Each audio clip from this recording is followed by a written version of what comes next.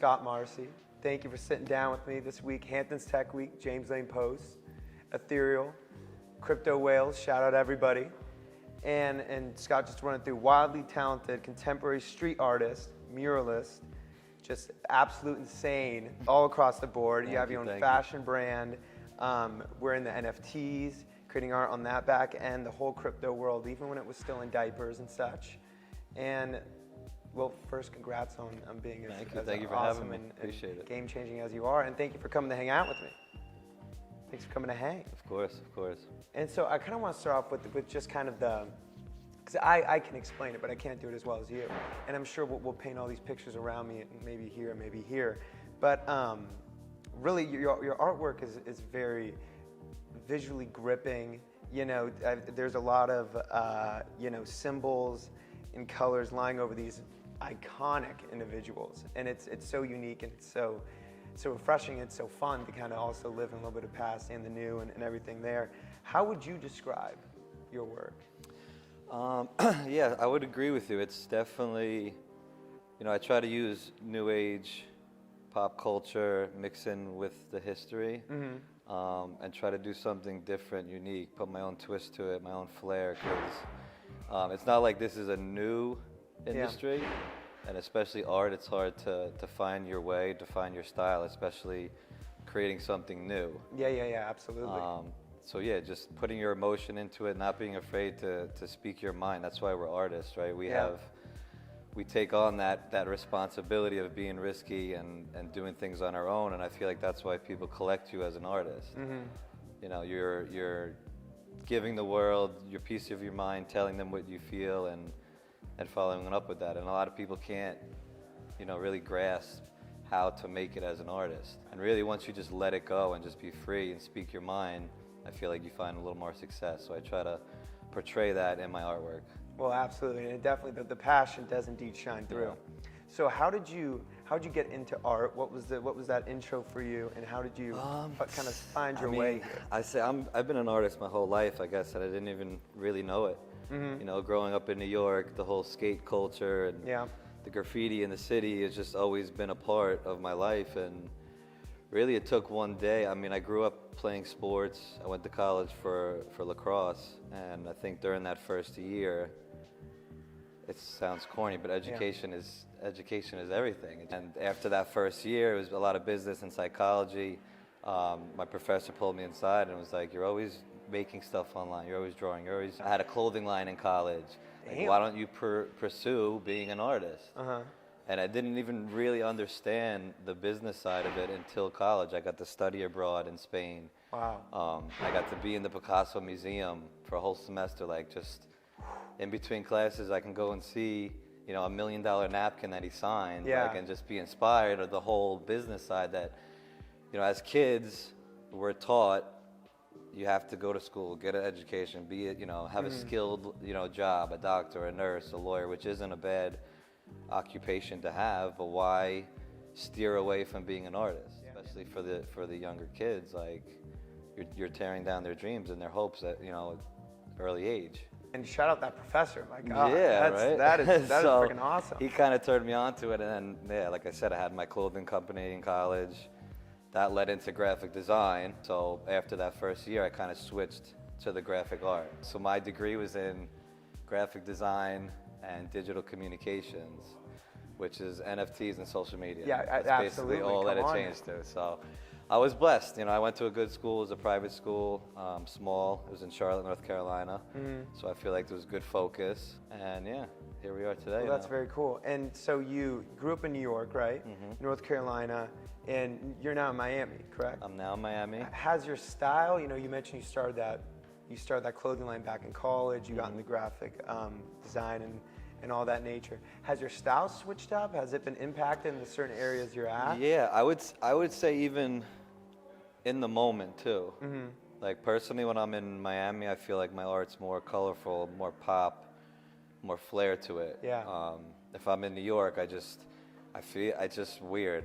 Like when I'm painting in New York, it's more black and white. Yeah. Not saying New York's a gloomy place, but it's just more urban, more city-like Different feel vibe, than when you're in Miami. It's like everything's bright, and so I do feel like location definitely affects the work, the production, and how it comes out, for sure. Do you ever feel sort of like pigeonholed, like into like doing one style, or is it you've always had that mentality of just I'm gonna make what I want to make when I want to make it? Yeah, I mean, I always kept that, like, I was a rebellious kid, so I got stuck into this street art style for maybe the last 5 to 10 years because it was such a movement. But like you said, I went to art school. I could do the abstract, I could do the classical style work. It's a lot on in the moment, how you are as an artist, where you are in your life, what's going on around you. And then location definitely has something to do with how you feel, your emotions, you know? And for example, like I grew up, I skated till I think I was about 7 years old. Since then, you will not find me on a skateboard. But I do, like, I appreciate, you know, the culture and the certain, you know, style and all that jazz. And do you have a favorite piece of yours? Is there a favorite, Scott's favorite piece of his own? There's a lot of work. Yeah. I would say one of my most significant pieces, an artist, he passed away in 2016. His name was Nobody. Okay. From New York. He was 55 years old. We both met in Miami around 2012, 2013. Black artist, white artist, in this time in Miami where everything was blowing up. Right now, it's Wynwood Art District is basically like the Disneyland of street art. People from Brazil, from Argentina, all over the world, great artists all over the world want to come there to paint. And I'm there almost 10 years ago, one of these pioneers, I consider, you know, one of the first people being there. So, of course. I met Nobody. And literally half my age, different race, black, white. It was just such an impactful movement. And every time we created together, it was literally magic. Real quick story, the one piece we made, this guy was power washing his wall, because there's a lot of outdoor murals, and chunks of the paint were literally falling off. So we skateboarded by, we picked up the pieces, and we built a painting. Piece by piece, stroke for stroke. It may have taken 2 weeks to a month. It just sat in the corner, and every day we would do something to it. That is so sick. And then, you know, circumstances happened. He ended up passing away in 2016. Oh, I'm sorry to hear about that. And now that piece, I bring it everywhere with me. Wow. It's definitely a monumental piece for me. That sounds like such a cool piece. And in terms of things change over the years, art changed over the years. Working in the contemporary, you know, branch, is there any specific movement that you really resonated with? Let's say recently, maybe many years ago, that you're like, I need to capture this. Aside from the right now, I think the current wave is this new you know, and I hate to say new because it's been around for a while. It's been here, yeah. Digital art becoming a collectible form of art, becoming more structured, more sought out, is basically the newest thing since Andy Warhol created pop art in the 80s. You know, people looked at him like, what is this? You're putting a logo on a canvas? Ridiculous. Like, you think you're God now? It was, though. It created a whole new movement. What are we seeing now? Oh, you know, digital art. What is it? I don't get it. It's crap. Well, everything that's usually historic and monumental, people hated on in the beginning. So that's the wave of trying to educate and show people that digital art is a form, is here for the future, not going anywhere, just like pop art wasn't going to die out. It's just going to be, you know, adapted by more and more people. You got to get with it. Yeah. I completely agree. Who put that first, maybe you put it in your own ear, the little whispers into your ear that you need to get into digital art, you need to try out this space, you need to take your skills, put it in this platform? Yeah, I think, like I said, it was back in college. Really was starting that clothing company with my close friends. I even then didn't realize I was a good painter. I would be taking my paintings or my graphic art and putting them on shirts, you know, and like hustling hard. The whole pickup truck, the trailer with all the equipment, everything. And then I'm like, you know, I don't give up because things are hard, but I'm like, what are we doing? Spending all this money to make $20 on a shirt. And it really took being in college and being awoke to the business side of art that like this is a possibility. And I'm sure, you know, pulling up the hatch of the back of the truck and beating sweat at 5 a.m. Oh yeah, I mean, it's still, weeds out the week. It's still just as hard. It's, you know, everything in life is hard if it's good. Too easy, everyone would do it. So if I'm out now, I'm not using a screen press, but I might be painting a 5-story building, 95 degrees in Miami. That's tough. You know, and you can't wear a t-shirt because you're just going to be burnt at the end. Like, it's just a different type of hard work. And when it comes to the creative process, from clothing to a mural to painting to now digital art. Has your creative process adapted, changed in any ways? Yeah, I think now you have to, as I'm a collected artist, right? And in the come up, this is advice for other artists. They always want to paint what you think is going to sell, or create something because somebody likes it or it's trendy. So that was my process in the beginning, I have to admit. Till you wake up and realize, listen, it doesn't matter if you're painting Louis Vuitton logo. They're buying you. An art collector just doesn't buy one artist. They buy various artists. And why? Because they feel something from that artist, right? So just, I guess what I'm trying to say is the process might change because the media might change, still the same. You still got to be true to yourself as an artist, right? Just because now it's digital, it's not physical. You shouldn't try to be politically correct, I guess. You're still be a risky artist, right? Like, speak your mind. And speaking of that, with the fact that sort of like the gates are kind of coming down a little bit for people to get in and to get involved in the art game, get their stuff out there for people to see, how do you feel about these kind of new artists coming in who are kind of starting maybe a little bit younger and it's just a different path with the digital world? And what kind of advice would you give them?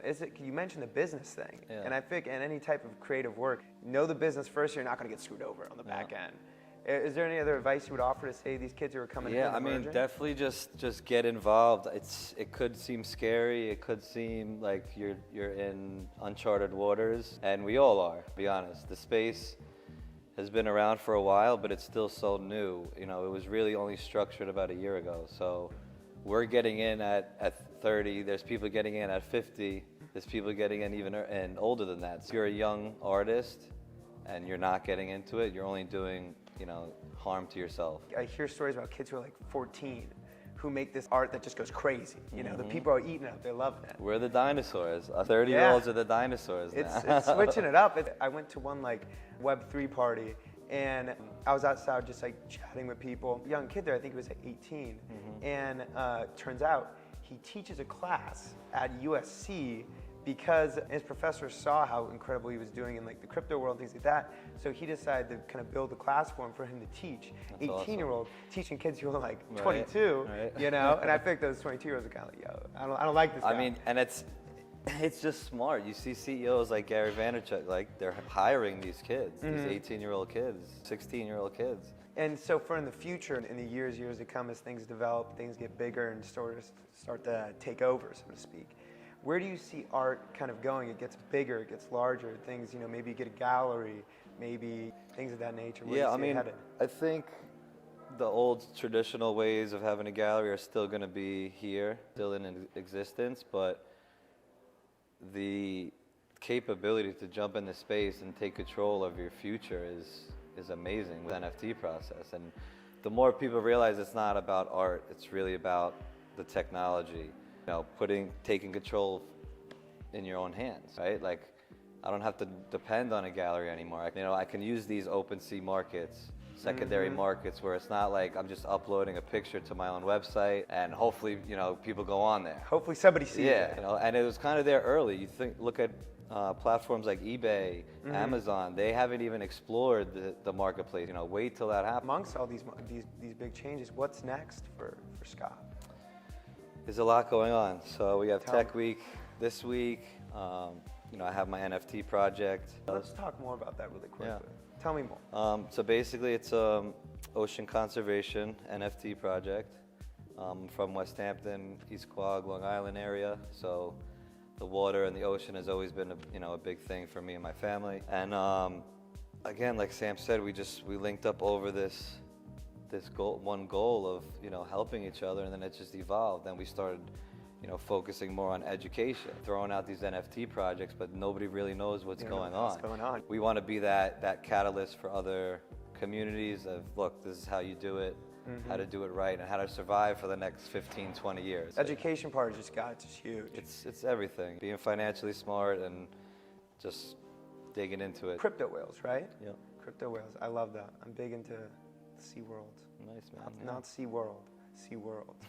So I appreciate it. Well, tell the people where they can see all your art, where they can find it, where they can take a peek at. Yeah, please check me out on all social media. It's Skott Marsi. I spell my name with a K, so SKOTT MARSI. And the project on Instagram is Crypto Whales Official. So give it a look, check it out. Beautiful, check it out, people. It's some great stuff. Well, Skott, I appreciate you coming out, man. Appreciate you sitting with me. Yeah, thank you. And let's go get a cocktail or something. Let's get it.